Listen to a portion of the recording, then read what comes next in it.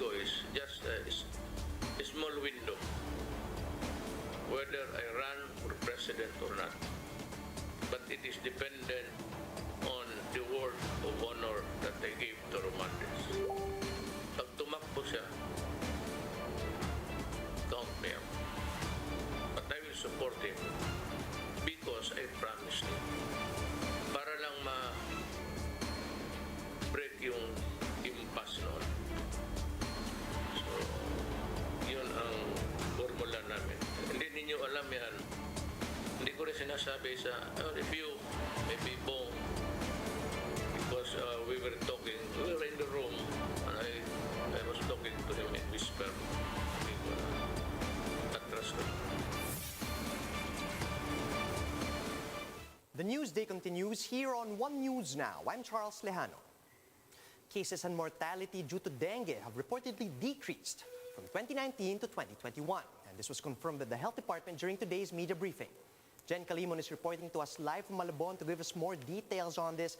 Good morning, Jen. Why did dengue cases in the country decline since 2019? What are they attributing this to?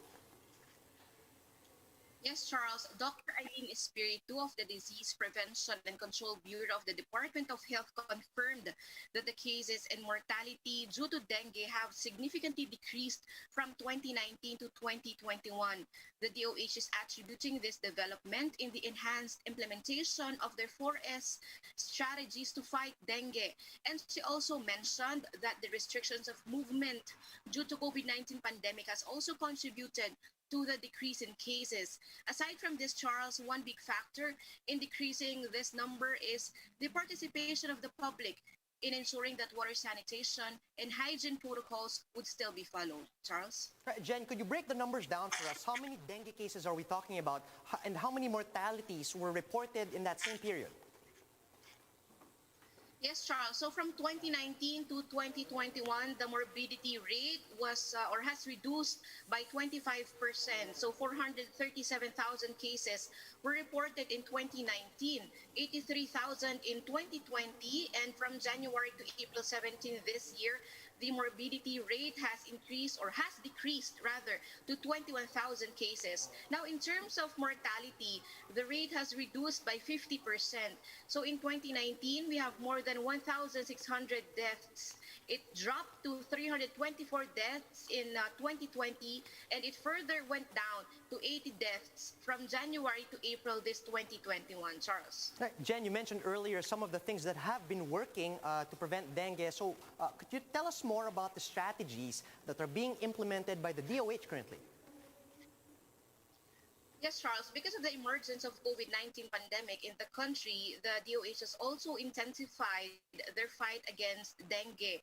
They have utilized digital platforms to distribute advisories to the Centers of Health Development for guidance and requested actions. They also shifted to virtual program implementation reviews with Centers for Health Development, where they call offices to discuss policies, directions, and operational strategies. Aside from this, Charles, the DOH has also engaged information, communication, and education campaign materials disseminated in radio, TV, newspaper, and internet. Charles? We do know that the dengue virus comes from mosquito bites, but then in relation to this coronavirus pandemic, I understand there's some clarification here as to whether it can be transmitted to other people via mosquito bite as well. What did they have to say? No, Charles, that's a big myth.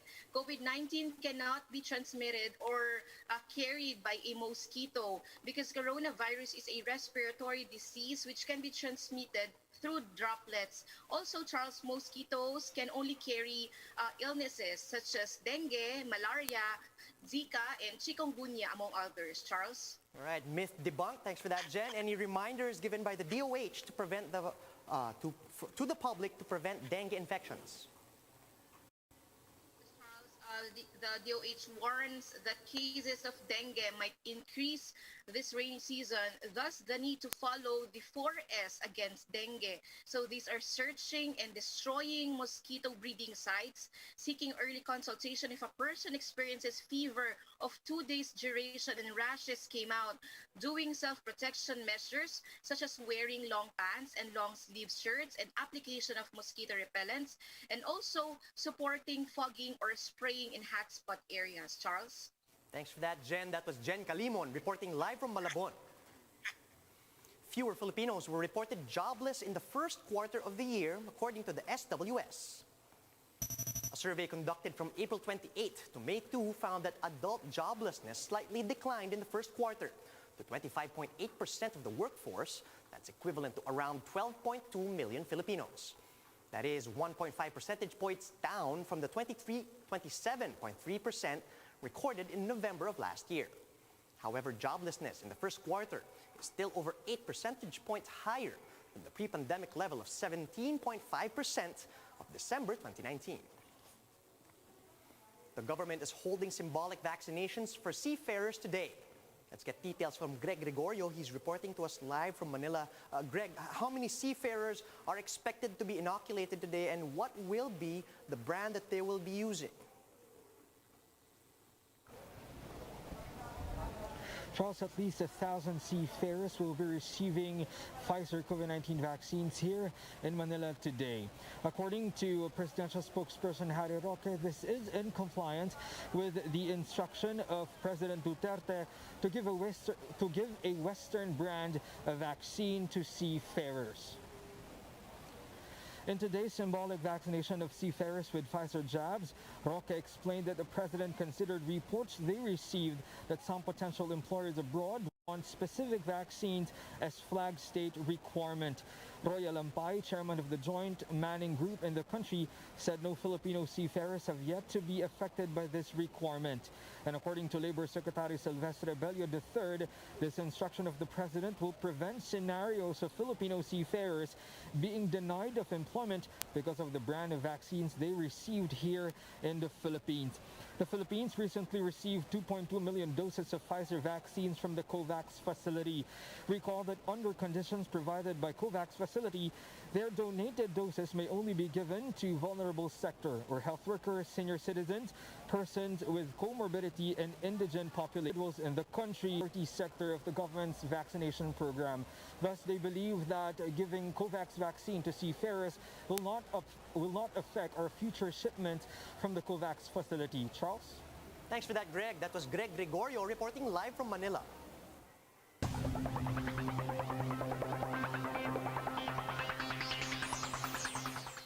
Gilas Pilipinas started off strong in the third and final window of the FIBA Asia Cup qualifiers in Clark. This came after tasting their first victory against South Korea. Lino Lavario with the story. SJ Balangel nailed this ice-cold, off-balance triple right at the buzzer as Gilas Pilipinas escaped with an 81-78 victory over South Korea in the third and final window of the FIBA Asia Cup qualifiers in Clark, Pampanga. This clutch dagger from a broken set play off a timeout completed Gilas Pilipinas' comeback win in a game that turned out to be an instant classic. This victory is also the Philippines' first against Asian rival South Korea since the emotional win in the 2013 FIBA Asia Championship at the MOA Arena that booked a ticket to the 2014 FIBA World Cup. Nung time na yun, iniisip ko na lang na we need the basket. So, ayun, binigay sa akin ni Dwight and luckily I hit it. So, pero sinadya ko talaga na boarding yun and for me lang na pumasok, sobrang saya ko. So, ayun. Surprised with the physicality of Korea, the young Gilas squad got off to a rough start, making turnovers after turnovers. While South Korea turned a 6-0 start into a 17-point lead in the second quarter, 33-16. But Gilas Pilipinas began grinding to claw their way back and take the lead in the third period. Angelo Kwame's putback in the last 10 seconds puts Gilas up by 3, 78-75. But Young Jung Lee's triple tied the game at 78 apiece in an eerily familiar situation with only 2 seconds to go. But Balangel, the smallest guy in the pool at 5'10", made the biggest basket in the final play that was primarily intended for Carl Tamayo. It could have been anybody's game. We were fortunate to win the game, and it's going to be a great deal of excitement for these young men. There's no question about that. They'll remember that for a long time. Indeed, Gilas banked on a total team effort, with Dwight Ramos carrying the offense with 16 points, along with 5 rebounds, 2 steals, and a block. while Balangel chipped in 13 markers. Angela Kwame had an impressive debut as Gilas Pilipinas' naturalized player, registering 12 points, including 3 from downtown, 6 rebounds, and a block. I feel super proud. I feel really blessed to be part of this team, especially with these young guys. And it's all love we share with each other and then appreciate the game, no matter what's going to happen. While Kai Soto's much-awaited men's team debut similarly did not disappoint. The 7'3" teen prodigy earned Coach Tab Baldwin's praise for the heart he has. Kai finished with 11 points, 7 rebounds, 2 assists, a steal, and a block off the bench. You just saw the determination in Kai to make an impact in the game.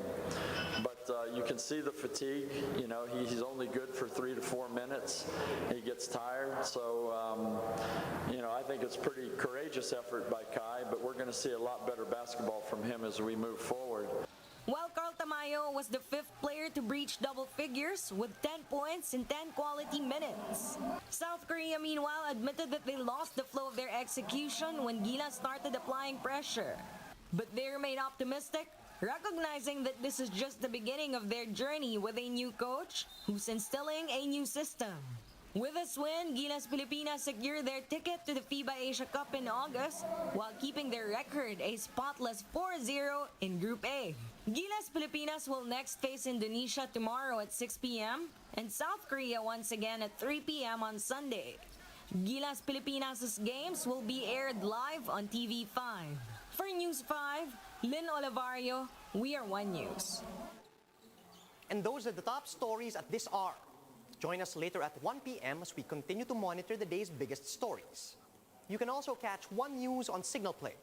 Register for free account at www.signalplay.com so you can stream One News live anytime, anywhere.